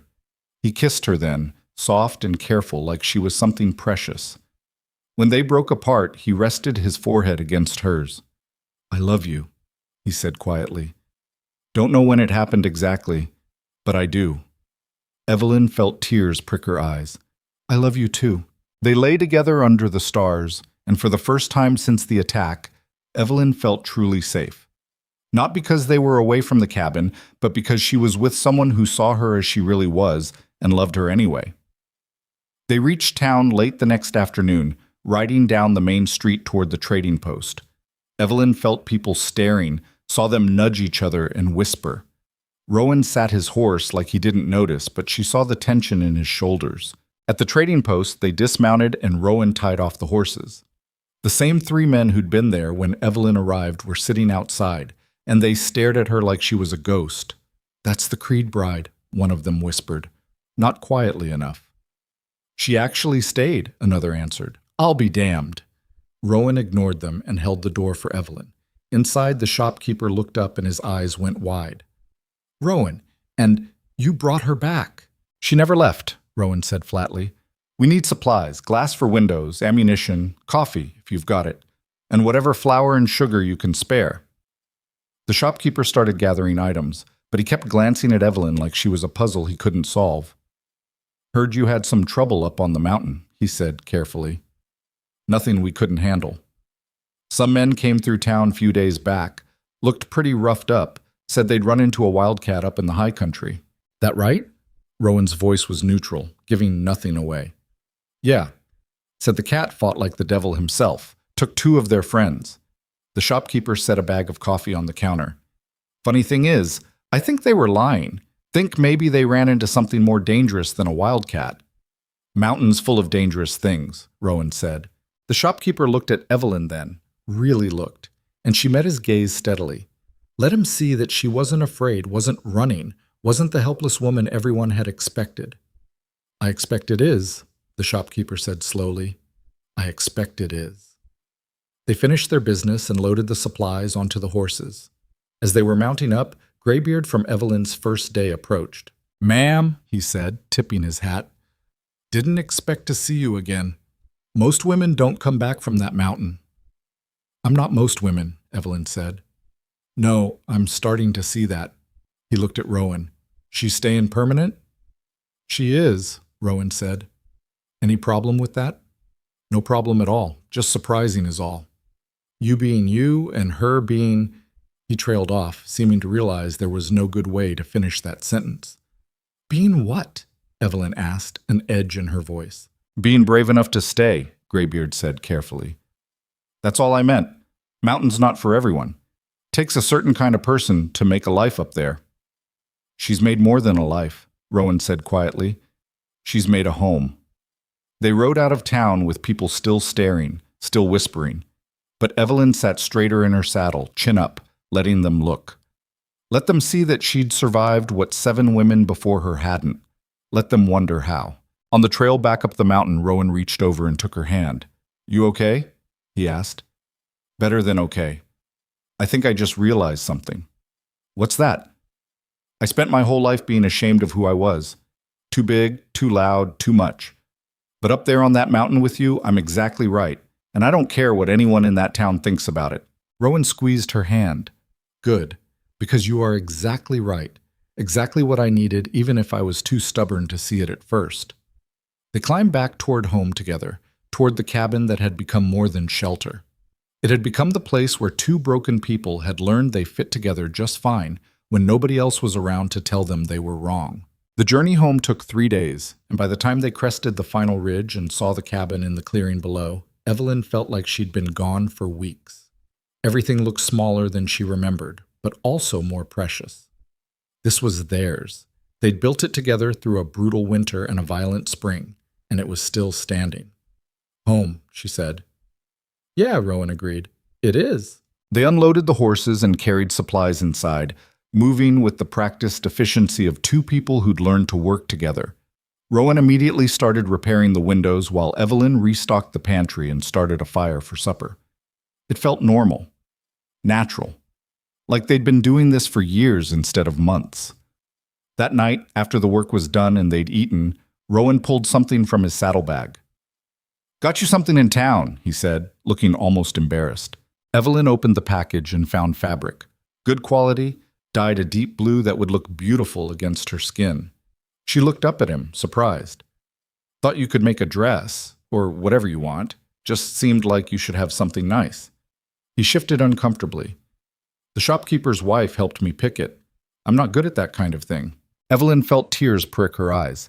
It was such a simple gift, but it meant everything. Because it meant Rowan saw her as more than just a worker, more than just someone to help him survive. He saw her as a woman worth giving nice things to. Thank you, she said. It's perfect. It's just fabric. No, it's not. It's you seeing me, really seeing me. She crossed to him and kissed him softly. Thank you. That night, Rowan came up to the loft for the first time. They lay together in the narrow bed, and it felt right, like the last piece of their strange puzzle finally clicking into place. We're really doing this, Evelyn said, building a life together. Seems like we are. Are you scared? Terrified, Rowan admitted, but less than I was. You keep proving you're not going anywhere, and I'm starting to believe it. Good, because I meant what I said. I'm staying. They fell asleep wrapped around each other, and for the first time since he'd come to the mountain, Rowan slept through the whole night without nightmares waking him. Summer came to the mountain like a promise kept. The world exploded into green so vibrant it almost hurt to look at, wildflowers carpeting the meadows in colors Evelyn hadn't known existed. The air smelled like pine and earth and growing things, and for the first time since she'd arrived, the mountain felt less like a fortress and more like home. Rowan changed with the seasons.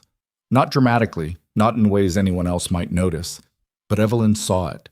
He smiled more often, those rare, genuine smiles that transformed his whole face.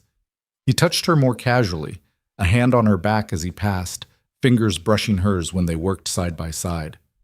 Small gestures that added up to something bigger than either of them had words for. They fell into new rhythms. Mornings spent working the garden Evelyn had expanded, afternoons hunting or fishing, evenings by the fire where Rowan carved and Evelyn sewed the blue fabric into a dress that was taking shape slowly. They talked about everything and nothing, learning each other in ways that went beyond simple survival. "Tell me something you've never told anyone," Evelyn said one evening while thunder rolled in the distance and rain drummed on the roof. Rowan looked up from the fox he was carving. "Why?" "Because I want to know you. All of you, not just the parts you show everyone else." He was quiet for so long she thought he'd refuse. Then he set down his knife. "When I was a kid, maybe 8 or 9, I found a bird with a broken wing, tried to save it, built it a little nest, fed it bugs and worms. Spent 2 weeks caring for that thing." "What happened?" "It died anyway, and I cried so hard my father whipped me for being weak." Rowan's voice was flat, emotionless. "Told me crying was for women and children, and I wasn't allowed to be either, so I learned not to feel things, or at least not to show when I did." Evelyn's heart ached for the boy he'd been, punished for having compassion. "Your father sounds like he was cruel. He was practical. Life out here is hard. You can't afford to be soft." Rowan picked up his carving again. "But sometimes I wonder if he was wrong, if being hard all the time just makes you brittle, easy to break when something finally hits you the right way." "Is that what I did? Hit you the right way?" "You didn't hit me. You just kept showing up, kept being there even when I gave you every reason to leave. Eventually I stopped being brittle enough to break and started being flexible enough to bend." He looked at her. "Your turn.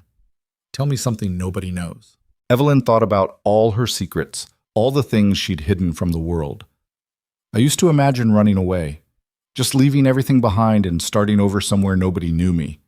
I'd plan it out in detail, where I'd go, what I'd do, who I'd become." "Why didn't you?" "Because I was afraid. Afraid I'd just take my problems with me. That no matter where I went, I'd still be the same person everyone rejected."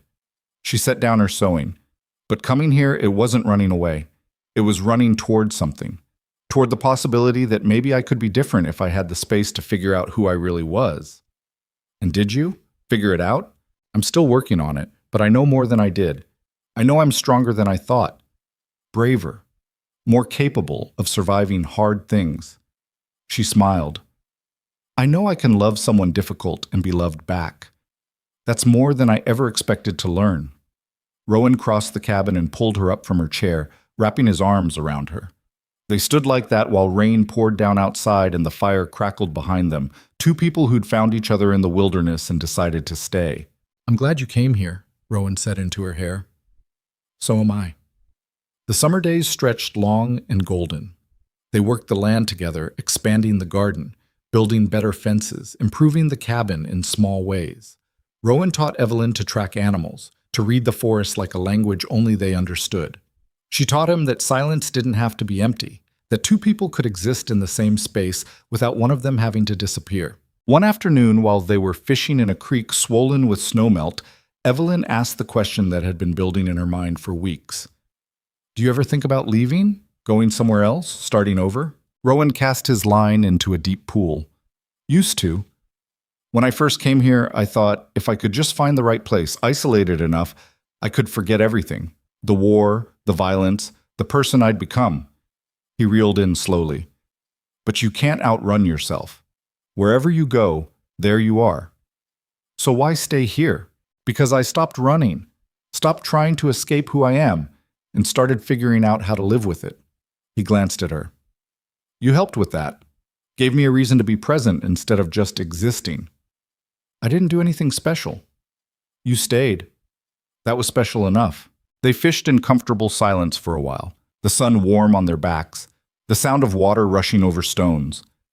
Evelyn felt something settle in her chest, a peace she'd never known before. This was what happiness felt like, she realized. Not fireworks or grand gestures, just quiet contentment with exactly where you were. I want to stay here, she said. Not just for now, but forever. Build a real life on this mountain. You sure? Town's not that far. We could move closer to people, have neighbors, be part of something bigger. I don't want bigger. I want this. You, me, the mountain. That's enough. Rowan reeled in his line and set down his pole. He waded through the creek to where she stood and took her face in his hands, those rough, calloused hands that had learned to be gentle. Then that's what we'll build, he said. A real life. Together. He kissed her there in the creek with the sun beating down and water rushing around their legs, and Evelyn kissed him back with everything she had. This was what she'd been searching for without knowing it. Not romance or rescue, but partnership. Someone who saw her clearly and chose her anyway. As summer deepened, word began to filter up from town about the woman who'd tamed the mountain man. Travelers passing through would sometimes make the long trek up to the cabin, curious to see if the stories were true. Rowan hated it, but Evelyn found it oddly satisfying. Let them look, she said when Rowan complained about the latest visitor. Let them see that we're real, that this works. Maybe it'll give other people hope. Hope for what? That there's someone for everyone. That the people the world throws away can find each other and build something worth having. One visitor was different from the rest. A woman, older, who climbed the mountain alone and knocked on their door one afternoon in late July. Evelyn answered to find a weathered face and kind eyes. I'm looking for Evelyn Hart, the woman said. That's me. I'm Sarah Chen. I run the boarding house in town. I heard about you, about what you did here, and I had to come see for myself. Evelyn invited her in, offered coffee, introduced Rowan, who looked uncomfortable with a stranger in his space but was polite enough. I won't stay long, Sarah said. I just wanted to tell you something. There are women down in that town who are in situations like you were, unwanted, dismissed, treated like burdens. And when they heard about you, about how you came up here and made a life for yourself, it gave them ideas, gave them courage.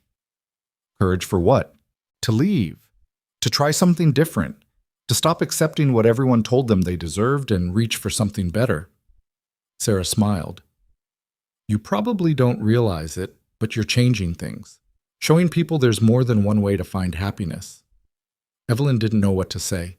She'd never thought of herself as changing anything, just trying to survive. I didn't do anything special, she managed. You did the hardest thing there is. You chose yourself. You decided you were worth more than what people were offering and went looking for it. Sarah stood. That's revolutionary, even if it doesn't feel like it. After she left, Evelyn sat by the fire thinking about what she'd said. Rowan came and sat beside her. You okay? He asked. I think so. It's just strange thinking people see me as brave or inspiring. I was just trying not to be miserable. Sometimes that's the same thing. Being brave, I mean. Refusing to accept misery as your only option. Rowan took her hand. You were brave when you climbed this mountain. Brave when you stayed through winter. Brave when you fought beside me. Don't sell yourself short. Were you brave too, coming up here alone? No, I was hiding. There's a difference. He squeezed her hand. But maybe I'm brave now, trying to build something instead of just surviving. That scares me more than war ever did. Why?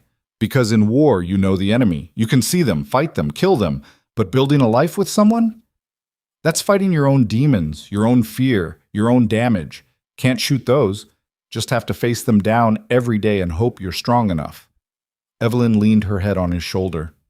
You're strong enough. We both are. Yeah, Rowan said quietly. Maybe we are. August brought heat that turned the high meadows gold and dried the creeks to trickles. They spent more time indoors during the hottest parts of the day, venturing out in early morning and evening when the air was bearable. Evelyn finished her blue dress and wore it one evening just because, not for any special occasion, just to feel beautiful. Rowan stared at her like he'd never seen her before. What? She asked, suddenly self-conscious. Nothing. You just look... He seemed to struggle for words. You look happy. I am happy. Good, that's good. He turned back to stoking the fire, but Evelyn saw the smile he was trying to hide. That night they lay in the loft with the window open, letting the cool mountain air wash over them. Evelyn traced the scars on Rowan's chest, the evidence of a life lived hard. "Do you regret it?" she asked. "The war, I mean. What it did to you?" "Every day.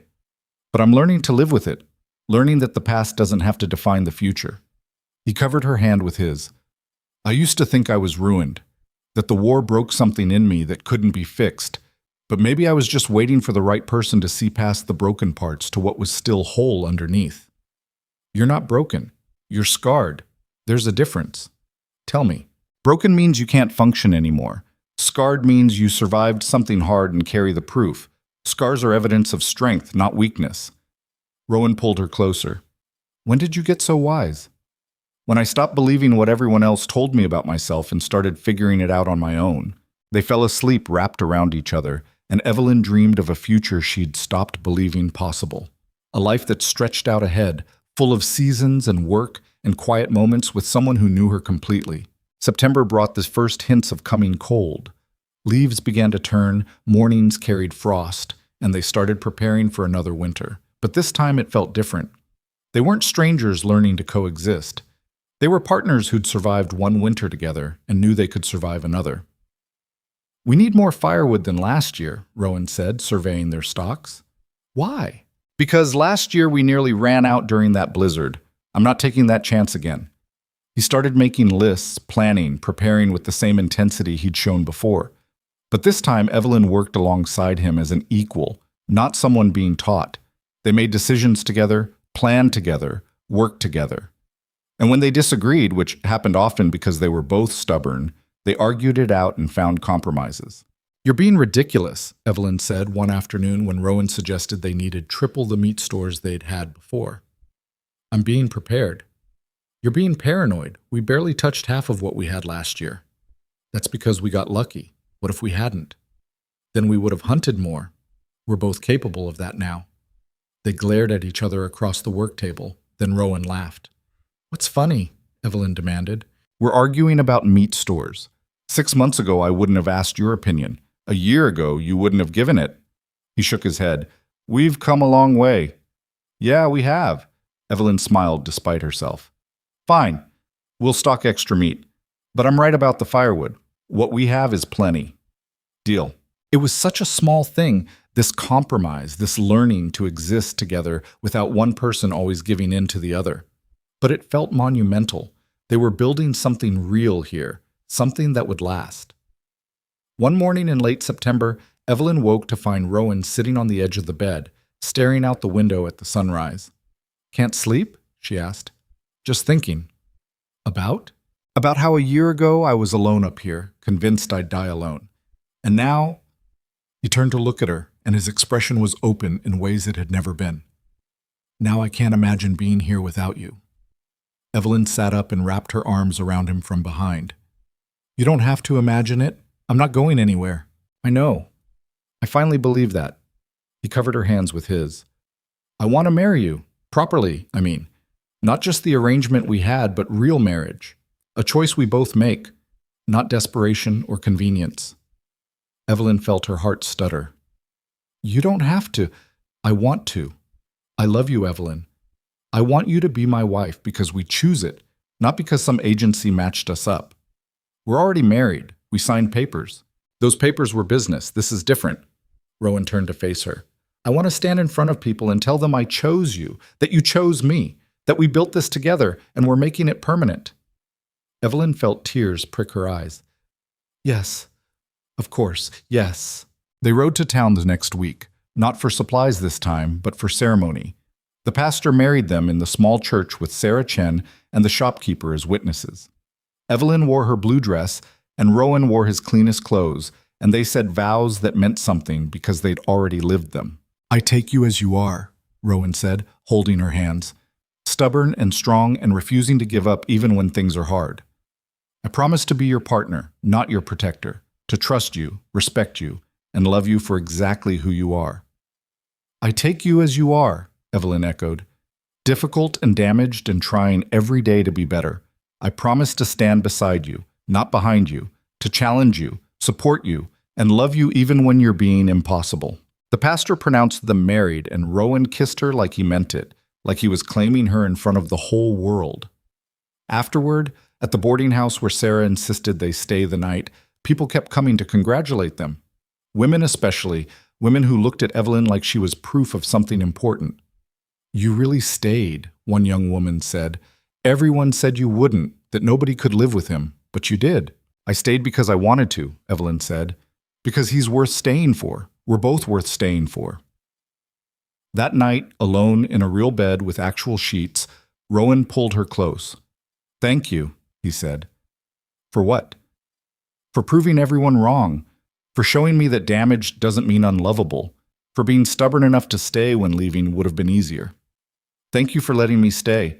For seeing past what everyone else saw and finding something worth keeping." They made love slowly, carefully, like they had all the time in the world. Because they did. They had the rest of their lives to figure this out, to build their life together. The ride back up the mountain felt different. They were going home, truly home, to a place they'd built together. The cabin came into view, and Evelyn felt her heart swell. This was theirs. Not Rowan's cabin where she was staying, but their home that they defended and improved and filled with something that might not look like anyone else's idea of love, but was real enough for them. Winter came early that year, snow falling in October and not stopping.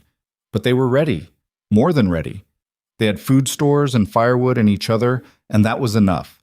The isolation that had broken previous brides didn't touch Evelyn.